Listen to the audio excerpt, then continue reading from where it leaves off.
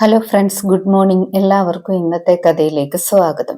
ഇന്നത്തെ കഥയിൽ ഐശ്വര്യയാണെങ്കിൽ അമൃതേട്ടത്തിയുടെ റൂം മൊത്തം തേടുകയാണ്. അമൃതേട്ടത്തിക്ക് എന്തെങ്കിലും എഴുതി വെച്ചിട്ടുണ്ടോ എന്ന്. അവസാനം ഒരു ലെറ്റർ കിട്ടുന്നുണ്ട് ഐശ്വര്യക്ക്. ആ ലെറ്ററുമായിട്ട് എല്ലാവരുടെയും അടുത്തേക്ക് താഴെ ചെല്ലുന്നു. ആ ലെറ്റർ കാണുമ്പോഴത്തേക്ക് ആദിത്യനാണെങ്കിൽ സങ്കടത്തിലാകുന്നു. ആനന്ദവർമ്മയാണെങ്കിൽ അത് വാങ്ങിച്ചിട്ട് വായിക്കുന്നു. അമൃത ലെറ്ററിൽ എഴുതിയിരിക്കുന്നത്, ഈ വീട്ടിൽ എനിക്ക് താമസിക്കാൻ പറ്റാത്ത സാഹചര്യമാണ്. ശ്യാമ എന്നെ ഒരുപാട് വേദനിപ്പിച്ചിരിക്കുന്നു. ഞാൻ ഈ വീട്ടിൽ നിന്നും പോവുകയാണ്. ഞാൻ പോകുന്നത് ഏറ്റവും കൂടുതൽ ആഗ്രഹിച്ചിരിക്കുന്നത് ശ്യാമയാണ്. അവൾ സന്തോഷിക്കട്ടെ, ആരും എന്നെ അന്വേഷിക്കണ്ട എന്നൊക്കെ ലെറ്ററിൽ പറയുന്നു. ശ്യാമയ്ക്ക് അത് കേൾക്കുമ്പോൾ ബോധം കെടുന്നു. ശ്യാമ എല്ലാരും കൂടെ പിടിക്കുകയാണ്. ശ്യാമ അപ്പോൾ പറയാണ്, അമൃതേട്ടത്തി എന്തൊക്കെയാണ് എഴുതി വെച്ചിരിക്കുന്നത്, എനിക്കിപ്പോ തന്നെ അമൃതേട്ടത്തെ കാണണമെന്നൊക്കെ പറയുന്നു. ഐശ്വര്യ അപ്പോൾ പറയാണ്, ഇവളെല്ലാം ഒപ്പിച്ചു വെച്ചിട്ട് ഇതൊക്കെ അവളുടെ നാടകമാണ്, ഇവളെ ഇപ്പൊ തന്നെ ഈ വീട്ടിൽ നിന്ന് ഇറക്കി വിടണമെന്നൊക്കെ പറയുന്നു. അഖിലിന് അത് കേൾക്കുമ്പോൾ ദേഷ്യം വരുന്നു. അഖിൽ അരുണിനോട് പറയാണ്, ഇനിയും ഏട്ടത്തി എന്തെങ്കിലും സംസാരിച്ചാൽ ഏട്ടന്റെ ഭാര്യയാണെന്നൊക്കെ ഞാൻ മറക്കുമെന്ന് പറയുന്നു. അഖിൽ ഐശ്വര്യയോട് പറയുന്നു, ശ്യാമയോടാണ് അമൃതേട്ടത്തി ദ്രോഹം ചെയ്തത്, അല്ലാതെ അമൃതേട്ടത്തിയോട് ശ്യാമയല്ല.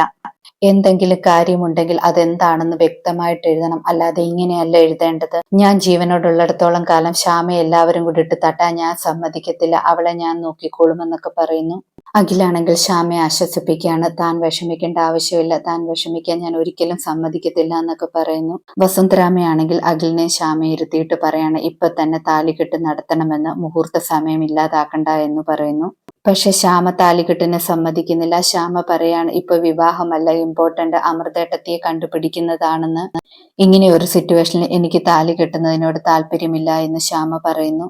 ശ്യാമ പറയുന്നത് കേട്ടിട്ട് എല്ലാരും ശ്യാമയുടെ ഇഷ്ടം പോലെ എന്ന് പറയുന്നു. അതിനുശേഷം എല്ലാവരുമാണെങ്കിൽ അമൃതേട്ടത്തിയെ കണ്ടുപിടിക്കാനായിട്ട് ഇറങ്ങുന്നു. അതേസമയം റൂമിൽ ആദിത്യനാണെങ്കിൽ ഒരുപാട് വിഷമിക്കുകയാണ് അമൃതേട്ടത്തിയെ ഓർത്തിട്ട്. ആ സമയത്ത് അരുൺ വന്നിട്ട് ആശ്വസിപ്പിക്കുന്നുണ്ട്, നമുക്ക് അമൃതേട്ടത്തിയെ കണ്ടുപിടിക്കാമെന്നൊക്കെ പറയുന്നു. പിന്നീട് ഐശ്വര്യയാണെങ്കിൽ ശ്യാമയുടെ അച്ഛനെ ഫോൺ ചെയ്തിട്ട് വിവാഹം മുടങ്ങിയ കാര്യങ്ങളൊക്കെ പറയാണ്.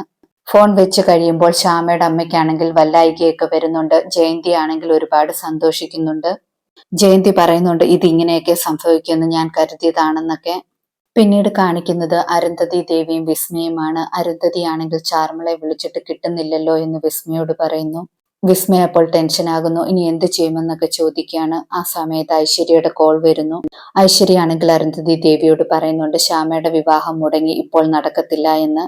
അതുകൊണ്ട് പാട്ട് പാടാൻ വേണ്ടി വരണ്ട എന്ന് പറയുന്നു. അരുന്ധതിക്ക് അത് കേൾക്കുമ്പോൾ സന്തോഷമാകുന്നു. ഫോൺ വെക്കുന്നു. അരുന്ധതി വിസ്മയോട് പറയാണ്, തൽക്കാലം നമ്മൾ രക്ഷപ്പെട്ടു, വിവാഹം മുടങ്ങിയത് കൊണ്ടെന്ന്. വിസ്മയ ചോദിക്കാണ്, ചാർമിളയ്ക്ക് എന്തായിരിക്കും പറ്റിയതെന്ന്. അരുന്ധതി അപ്പോൾ പറയാണ്, ശ്യാമയ്ക്ക് പകരം ചാർമിള വന്ന് പാടാമെന്നാണ് ഏറ്റത്, എന്താണ് സംഭവിച്ചതെന്ന് അന്വേഷിക്കണമെന്ന് പറയുന്നു. ഇതോടെ ഇന്നത്തെ കഥ അവസാനിക്കുന്നു. പുതിയ കഥയുമായി വീണ്ടും കാണാം. താങ്ക്